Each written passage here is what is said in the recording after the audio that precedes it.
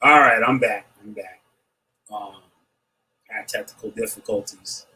Rebellions, internet rebellion. So for a few minutes here and stuff, I was continuing with the show without hitting the live button. I don't know how that happened. Well, I know how it happens. It's for y'all to figure out. But anybody come back up in here yet? Let me let them know.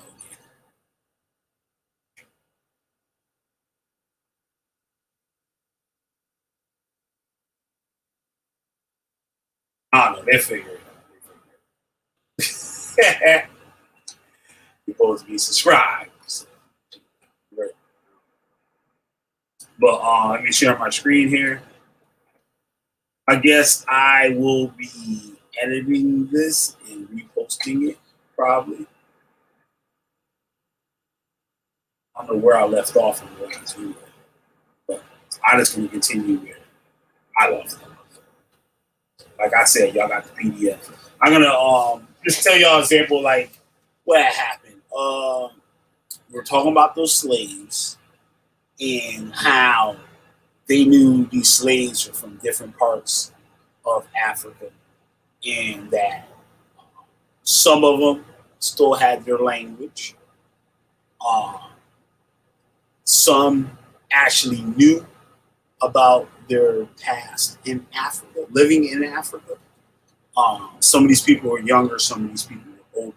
Some of these people were slaves in the United States a lot longer. Oh, not a lot longer, but they were slaves in Africa a lot longer than others. So we're located in different regions. So, hey, Brainstorm Rebellion. So, yeah. So some of the slaves they were all savages. Oh shit, she's acting up again. Um, they were called savages, right? So we're gonna see why they were called savages by this European. Some of these slaves might have come across a a scientist or explorer named Livingston that did some research in the heart of Africa. I guess prior, um, right after the book was written by this man, um, is pretty much the time that when the slaves got here, right after the book was written. So this is speculation that maybe some of these slaves might have crossed paths with this man. I also pointed out that how the research that was done of these slaves and stuff, there were done partly on Baby Holy, partly so far what I read, is they were done on a government official. I think it was a senator's plantation. So these people were allowed to be questioned by these researchers, by these government officials on their property. So maybe some of these slaves and stuff. Well, pretty much it was free reign. If you look at it today, it's almost like allowing, I said, like the janitor of the White House, say the guy that cleans up everything. He could come from a generation, the family. Maybe his father was a janitor in the White House. Maybe his great grandfather or grandfather was a janitor in the White House. And he's getting to tell his history from what he knew from his father and his grandfather. So I don't know. Some of the stuff could be exact same kind of thing. Let me share my screen here.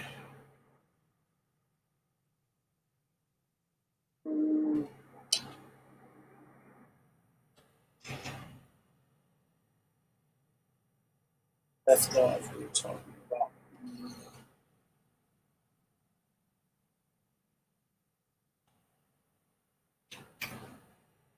polygamy amongst the slaves in Africa. Um,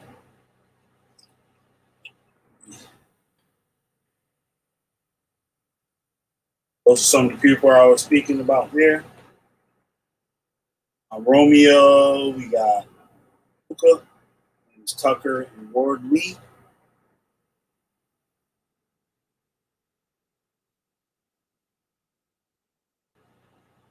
Like some of these people, well, all of them reside in South Carolina.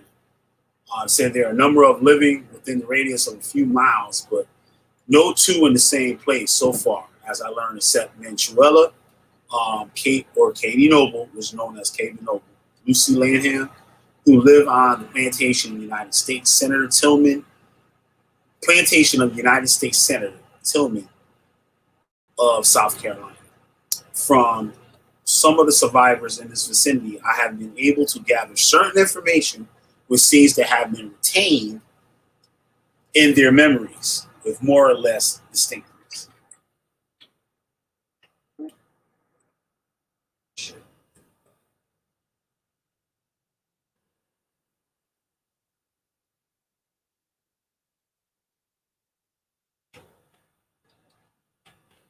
All right. Polygamy seems to have been universal, while no minister, priest, or civil officer performed the marriage ceremony.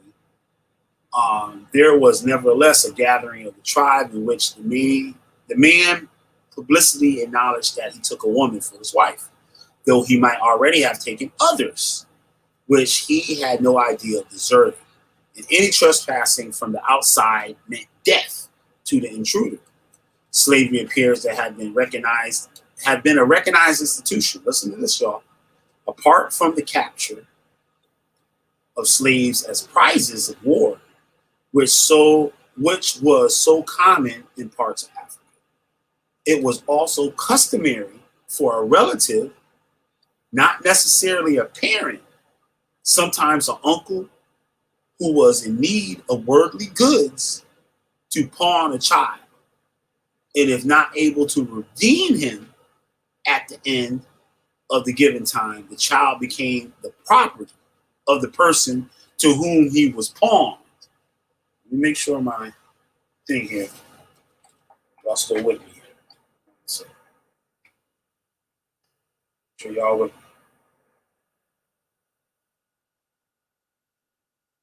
All right, everybody else. So. All right.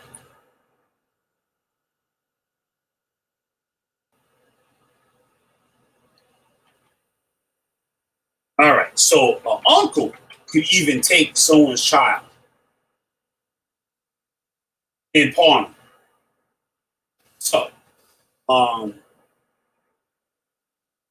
if not able to redeem him at the end of the given time, the child became the property of the person to whom he was pawned. So might then either keep him to work or sell him as he chose. So, right? So, your uncle, your daddy, your mama, or whatever, your mama too, or whatever, right? Can pawn your motherfucking ass in Africa for goods. And at the given time, whether if you didn't pay him back, that person could take possession of your child, keep him for work, or sell him. Right? So now,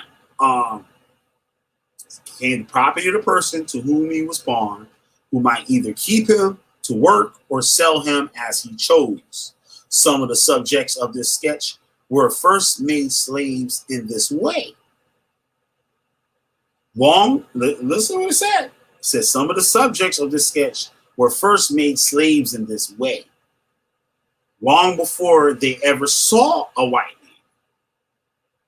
While some, as children, were kidnapped in the woods by other Negroes and sold and resold several times before finally purchased by white traders. The houses these savages inhabited were made of straw and without chimneys. The straw house built by one of them, like the one he occupied in Africa, is shown in plates, whatever number that is. The houses were also with, I'm sorry, the houses were without chairs, stools, benches, and tables. Right? So they got a house. There ain't no chairs in there, no stools, no bed, nothing to sit on, nothing to put your stuff on. Some of the domestic animals were eventually similar to them, though horses, oh, I'm sorry, it's not similar, familiar to them, though horses and cows were known only by name.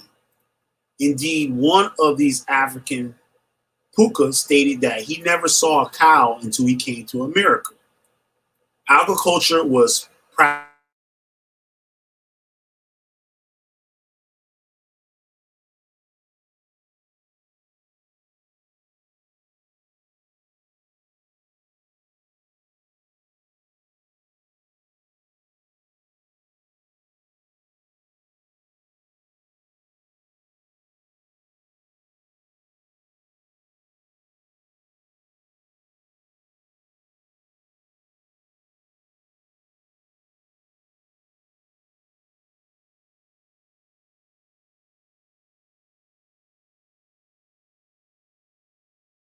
How about now? You hear me now? Let me know if you hear me now.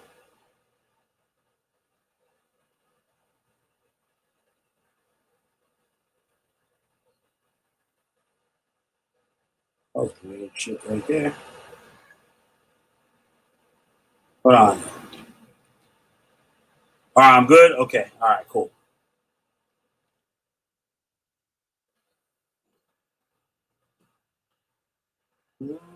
All right, let me share the screen back again.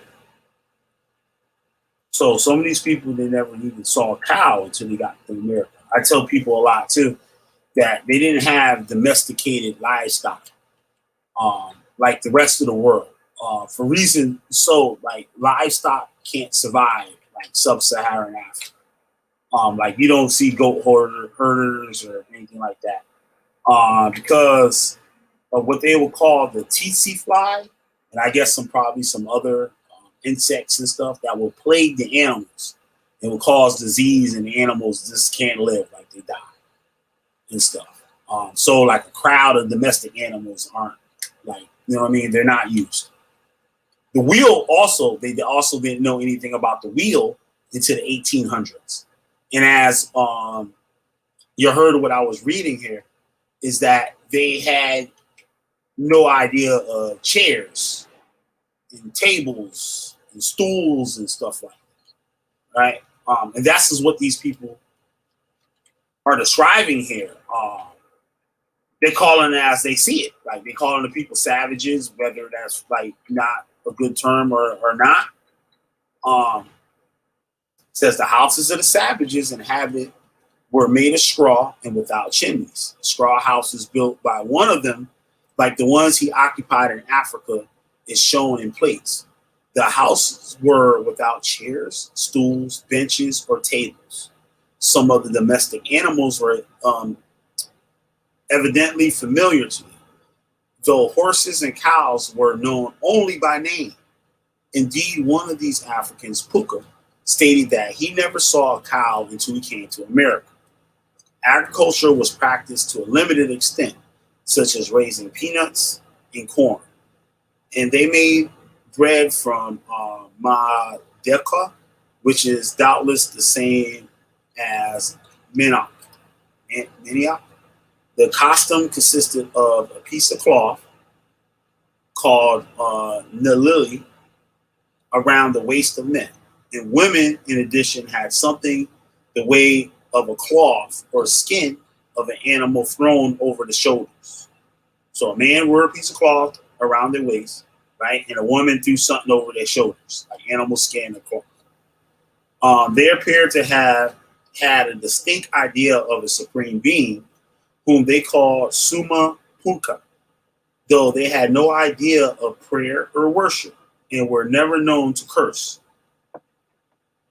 Disputes between members of a tribe seem to have been referred to the chief in the presence of other members.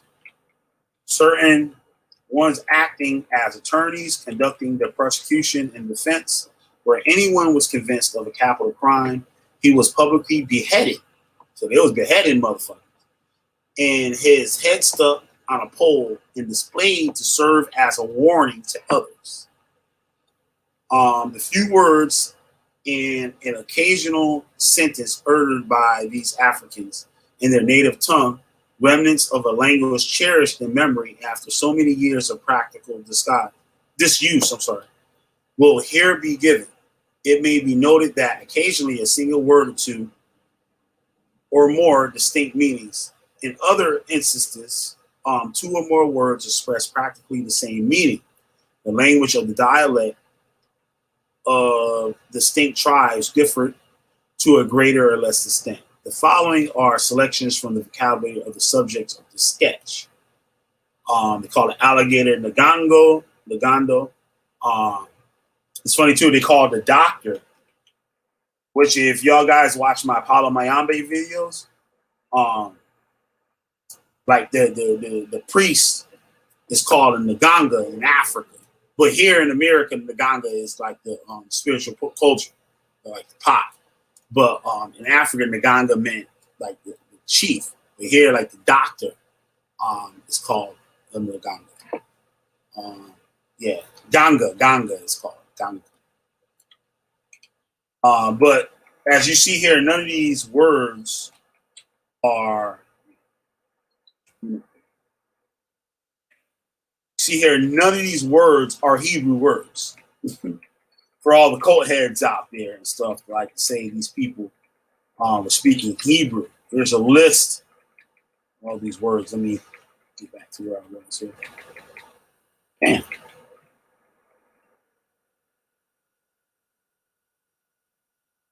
Okay, I'm sorry. Man. Way off.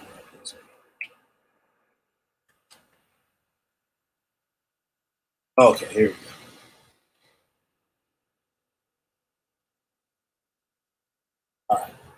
All right. This really is identity. The Africans in this country had dropped initial M and N before other consonants in some cases. These combinations are so strange and foreign to English speech that the omission causes no surprise. Apparent variations are Dimpa equals Nadiba, which is slight, and Ikinu or Zakoma. Ikinu is the name of a special kind of dance, and there are other names for other kinds of dance. I do not find one that resembles Zakuma. There is a verb, Sakumuka, which refers to the growth of plants usually, but which is capable of the transitions to spring out of the ground. To spring, I do not assert a relationship between them. The Congo words here given are taken without change by Dr. Bentley Dictionary. We can assert without hesitation that these five Negroes came from the lower Congo area between the Atlantic coast and the Leo Poudville. To Katie Noble, Manchula, this seems deep in Africa. To the geographer, it is at the fringe of the continent. Four place names are given by Dr. Montgomery's blacks. The Busy River, the town of Kawani, Columbani, and Kuluwaka. These I fail to identify. There is a Lubizi River in the northern part of the district of Boma. As we see, oh shit, I'm sorry.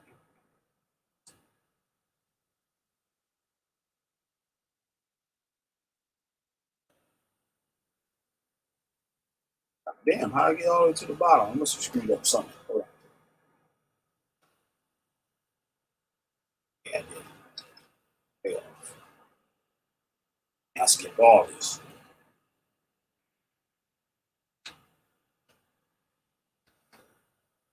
Damn.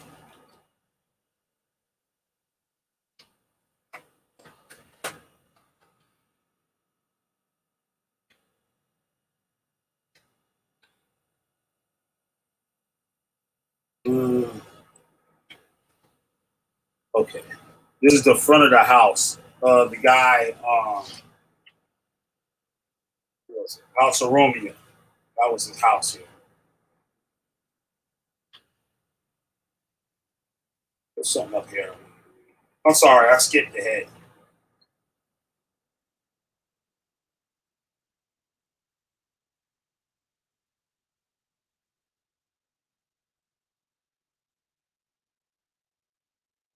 Front of his house. It's made out of boards.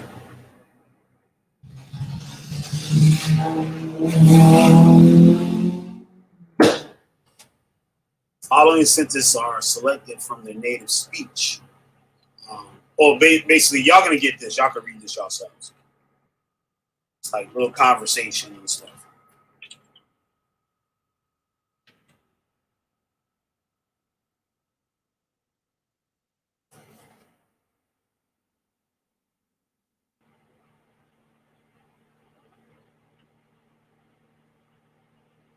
Some more words in the African meanings of the words.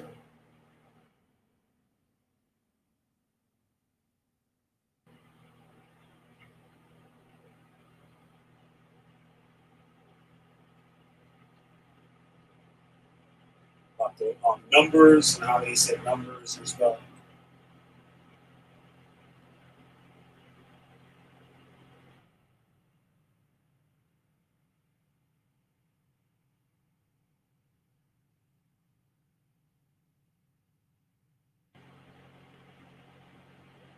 Start from here.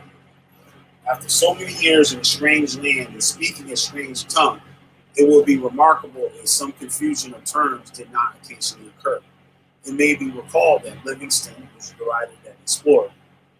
After about 15 years residence at a mission station where he spoke some English and some African dialect, traveled through Central Africa, through the Central South Africa, to a point on the western coast, somewhat south of the mouth of the Congo, thence across the eastern coast, hearing no English spoken for 3 years and a half, with possibly a brief exception while on the western coast. But finally, that's the side of Romeo's house. You see, as a grass roof here. This length of time, he boarded an English vessel. He stated that he felt at home in everything except his mother tongue.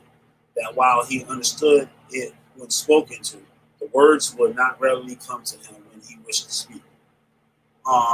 If such of the experience of an educated white man after a few years disuse of his own mother tongue. So this man, he lived in Africa for so long that he basically almost lost his English language, his home language. It's remarkable that these Africans, after so many years in the country, having but few opportunities to converse with one another, should remember as much as they do of the native language. It is only just to say that the little of their language here given has been obtained in a comparatively few brief interviews. Doubtless, much more could be procured under more favorable conditions. In fact, some of the Negroes seem to converse fluently with one another in their native dialect when they meet.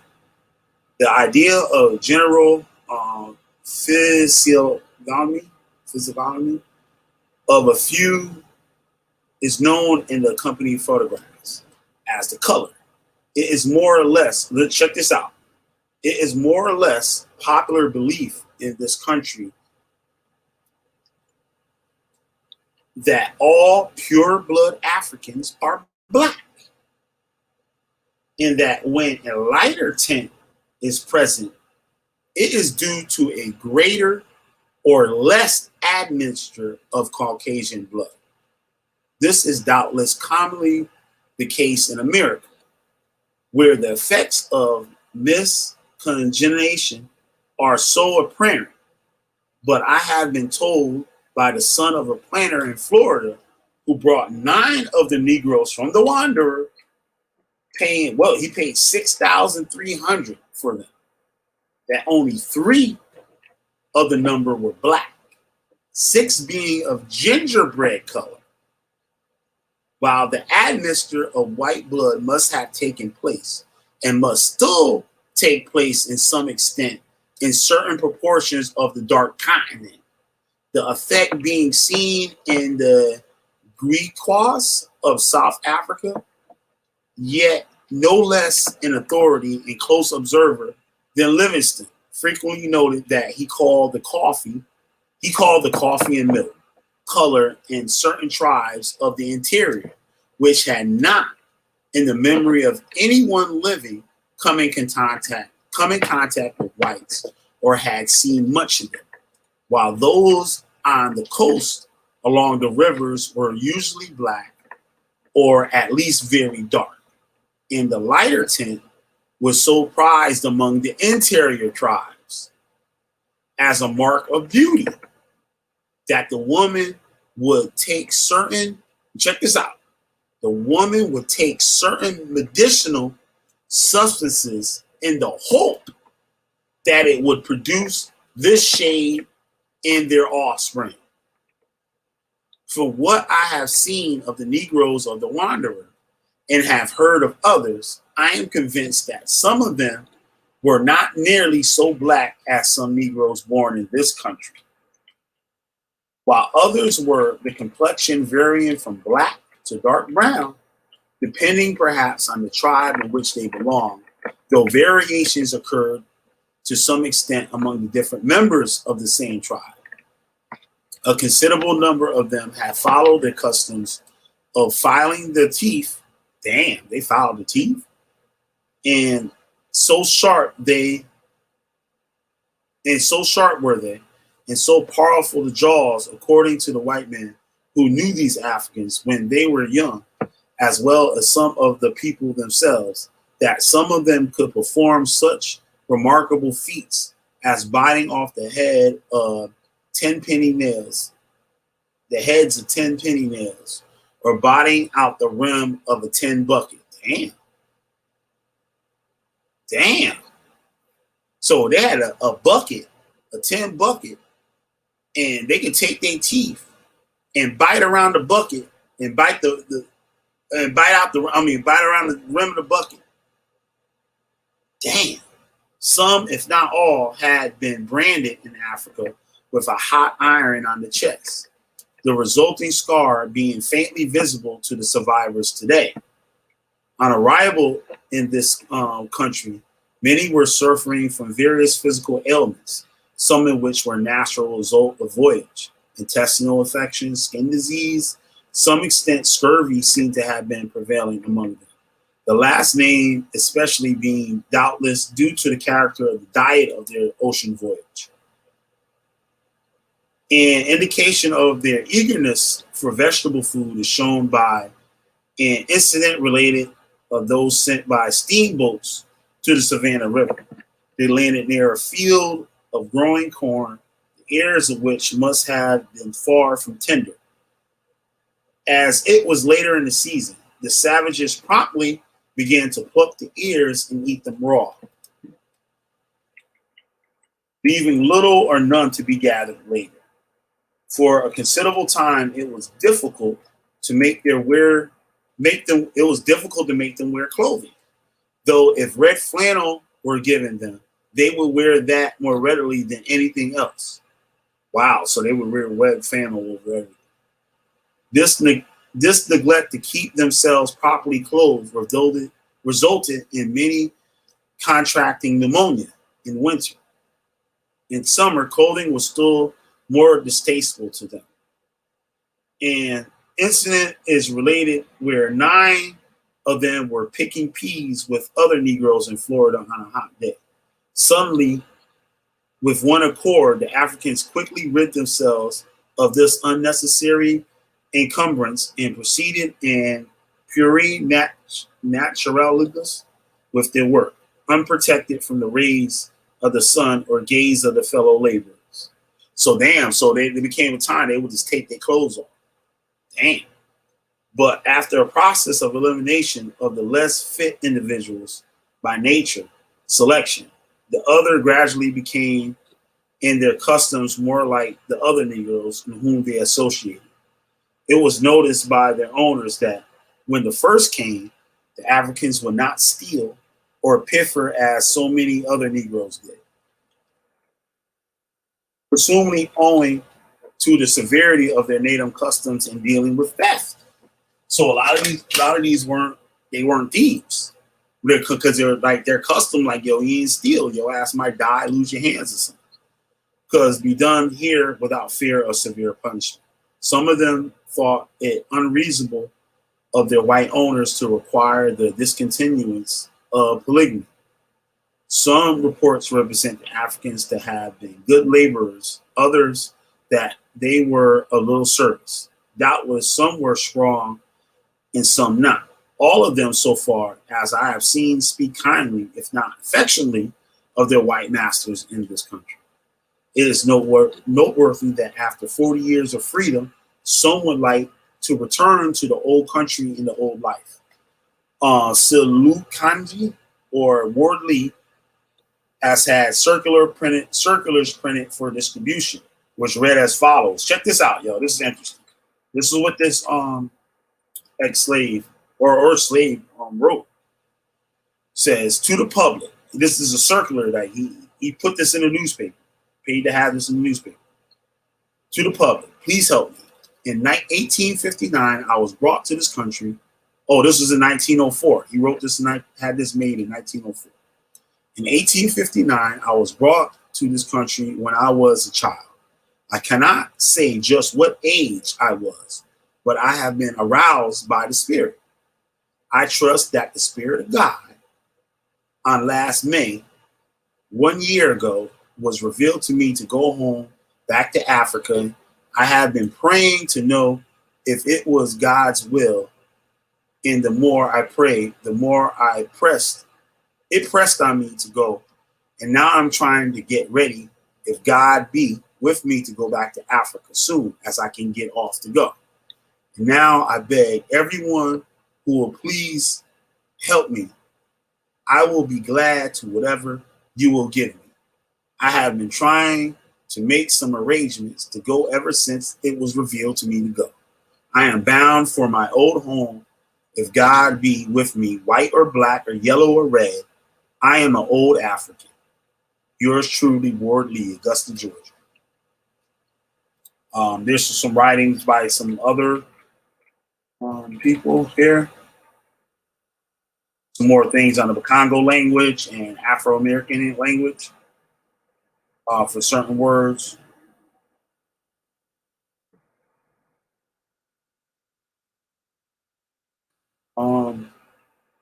Something else I wanted to be sure I show.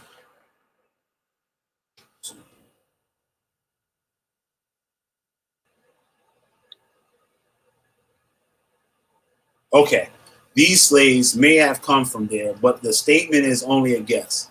African towns are often named from their chief, and when he dies, the name is lost. Villages are often moved from one to another place for trifling reasons. Town names are constantly disappearing. It is difficult to identify the towns visited by African explorers a few years after their journey. Failure then to locate these towns need cause no surprise. It is possible, however, that a man like the Reverend John H. Weeks, who has known the Lower Congo country for a quarter of a century, might identify them. The name Mafatila, given as the chief of one of the towns, is not an uncommon name in the Lower Congo. One of the name Mafutila became a ruler in the Kingdom of Congo in 1891. The Motefila here mentioned, I know nothing. So you see here, like some of the names. Damn, I read that. That was the last page. No, it ain't the last page. Oh, yes, it was. Okay. Read up here.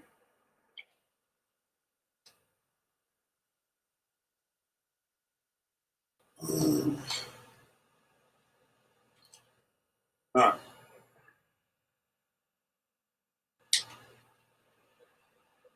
I didn't have my icon. I hope it's on the damn screen. But, yeah, I'll get it. Never heard of this book before. Very interesting. Show tonight. Yeah, it is interesting. What up, Ivory?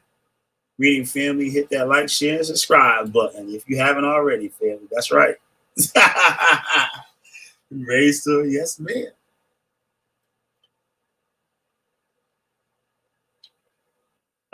Thank you, Ivory. Here's the link. See that book here for you guys to read? Very interesting. I didn't read everything in there, but oh, all right, there you go. There's the link there for it. So that's interesting. So like they describe like from people that researchers that went into Africa to study these people, even back then in the 1800s, and probably more before that, was describing what these Africans were doing, what was their habits, their language. Like, you know what I'm saying? If they going out there and explore, they not speaking English. They speaking the language of the people. Like, you know what I'm saying? So they got to learn that language, research the language or whatever, and they come up with all this stuff. But as you see here, slavery was a common thing. You know what I'm saying? And a lot of these slaves, they done been passed down probably 10, 5, 10, 20 times before they even saw a white person on the west coast of Africa. They could come from the heart of Africa and make their way over to the west coast. Eventually, maybe. You know what I'm saying? And were brought from there to the Americas. Some of these people, like the later ones and stuff. There was another dude named Kojo. I did a video on that. Somebody did a debate and used that person and said he was something that he wasn't. And I responded to it. I forgot the name of the video, but he was supposedly the last slave or something, or one of the last slaves in America. His name was Kojo. He created his own little African village in South Carolina. That's all I can remember from it. But I know his name's Kojo. C-U-J-O or C-U-D-J-O, one of the two. If you put in slave that name in South Carolina, it's the guy he sued. He had a lawsuit that he eventually won, and he got taken back from him. He died. But he lived on into the 1920s or something. That's when he died. Yeah, so this is part 2 of it. I'm gonna try to. I don't know if I'm gonna do it tonight. I might do it tomorrow. I'll put those 2 videos, the one that shut down a little earlier, and this one. I'm gonna edit it and put it together. Yeah. So I'll probably give this the same name and just put part 2. Or I might just do that. So then how lazy I'm feeling. But I'll put the link in the chat. Anybody want to come in?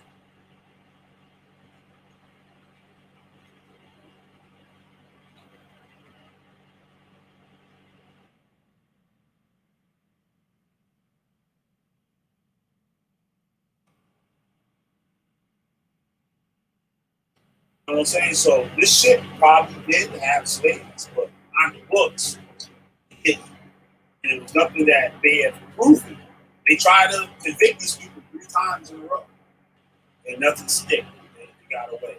But I don't think I read this, but the owner, one of the owners of the ship, the guy that had the ship made, the judge was his father-in-law. That was an interesting thing, how they could have got out of all this stuff. I believe they were Northerners, and some end up working for the Confederate government or army or something like that. Y'all gonna have to finish it.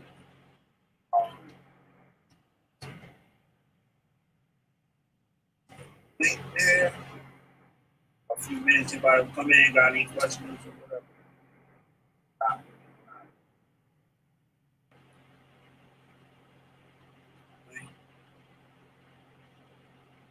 Yo, Ivy, the fools is crazy. That old boy, he need to clean his house and shit before he talks. Come out here and talk about somebody.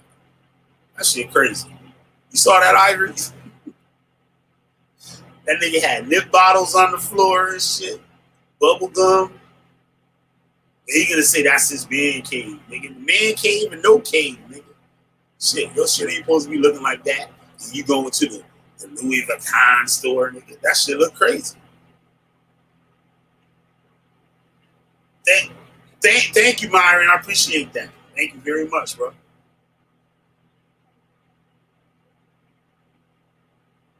Yeah, these people like, you know what I'm saying, trying to come against me, challenge me, like, you know what I'm saying? I'm not thinking about y'all ass. I got this killer.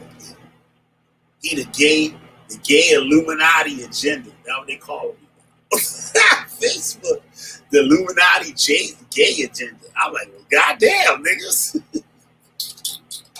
I'm like, shit, where y'all niggas get that shit from? Please tell. Goddamn. Illuminati gay agenda. Shit.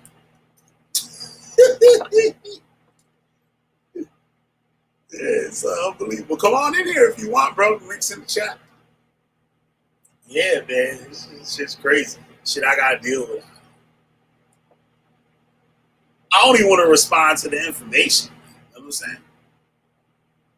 This shit too easy just to be like dissing motherfuckers. That shit easy. As you see, like 5 minutes. Like, all right, I go to this nigga first video and shit. I'm like, all right, this nigga stunting. He going in Louis Vuitton. Well, now actually, he didn't go in the Louis Vuitton store. He went in the Louis Vuitton store in another video. And he went to show off his shoes, which he didn't show. He didn't show the receipt in a box. I'm like, well, damn.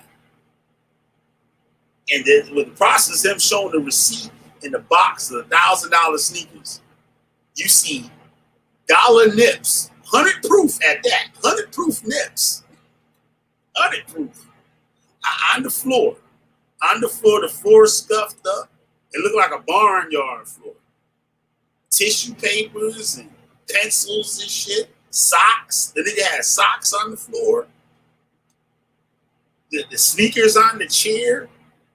I'm like, well, damn, nigga. I'm like, damn. If you ball and got $1,000 sneakers, nigga, like, what that supposed to do for you? And then I saw a video, he was talking about he a life coach. He a relationship coach. I'm like, shit. Like, shit, you go in, a woman won't go in, something look like that. That shit crazy. I don't know. But, what else? I don't know. I'm about to get on out of here. Y'all want to come on in here and talk.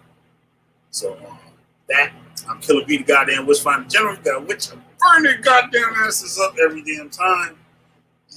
I'm out of here. Peace to all my supporters.